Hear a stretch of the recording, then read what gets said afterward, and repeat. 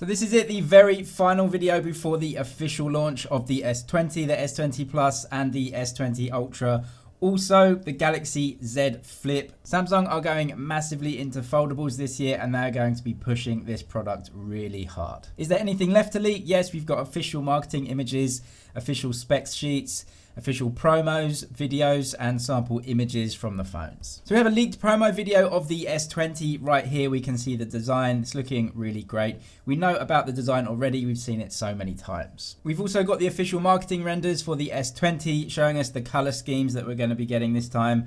A blue, a pink, and this grey. We can also see by the official renders that it has a single bottom firing speaker. Of course, you have the USB-C port and confirmation that there is no headphone jack on these phones. Samsung are taking it away from the S20 series.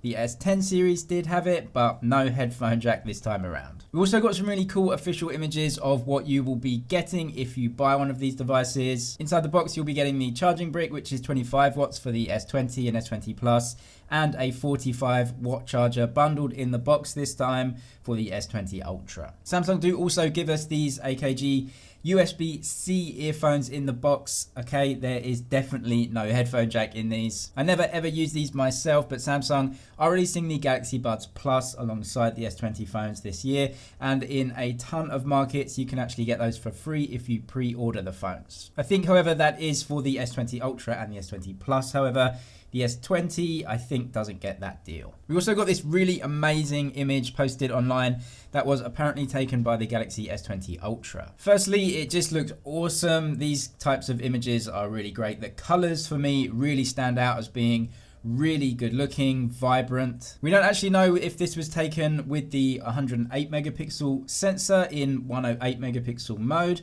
or maybe taken with the macro sensor considering it's so close. It could be that it was taken in high megapixel mode, for example, a face, and then cropped in to show the eye. This will also be heavily compressed by social media when it was posted, so the actual original file with the full resolution will be much clearer and more detailed than this. But overall, it looks a great photo. You can see each individual eyelash. The clarity, the resolution, and the colors are really great. Just one picture though, so we can't really make a determination on how good the camera is. That will come in the coming weeks. So what are we getting in the cameras? We know all the specs already. I don't want to go over them again, but we got some official marketing and promo images of the camera setups, which is really interesting. The wide and the ultra wide being 12 megapixel sensors, and then you get that 64 megapixel zoom lens. So yes, all the leaks that we heard about the camera setups, the specs, and all the internals and the hardware, by this anyway, have been proven correct. The 12 megapixel main sensor doesn't seem like any sort of boost from previous phones using 12 megapixel image sensors,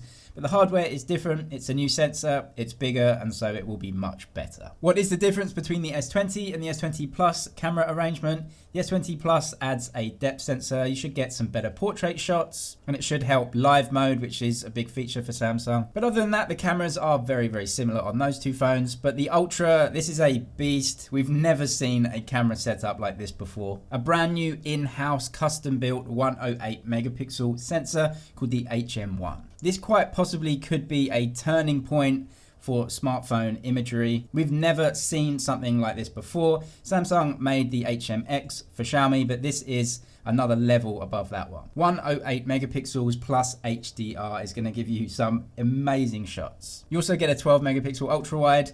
And another really unique feature that we've never seen before is that Samsung have put a 48 megapixel camera sensor underneath this periscope lens. We've seen periscopes before, but no one's ever put an image sensor with this many megapixels and this much resolution under that lens setup. We've also got what Samsung call depth vision camera, again a name for the depth sensors in the S20 Ultra. 8K video recording on all of the phones has been tipped as well, so let's see if we get that. A 40 megapixel front camera on the S20 Ultra.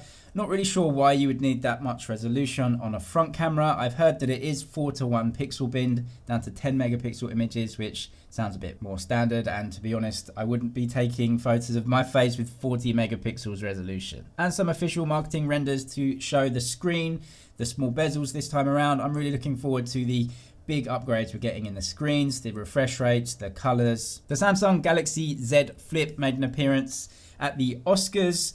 as an advert, giving everyone around the world a complete and official first look at the phone. You can't help but be impressed by the form factor, the fact that it flips, it has a foldable screen, but the price is going to put most of us off, maybe coming at around $1,500. But it is amazing as a piece of technology, and I'm really excited for the future of foldables in general. Samsung are definitely leading the race at the moment. So that's it. That is the very last news and leaks video before the official event. I hope they have all been very useful for you and that I've given you some good information about the phones. It's been very exciting and interesting to make them. And I'm looking forward to the event. Let me know which phone you'd like to see on the channel. I will hopefully compare it to all of the competition that is coming out very soon. Subscribe for the latest tech news and videos. That's it for now, but I'll see you in the next one.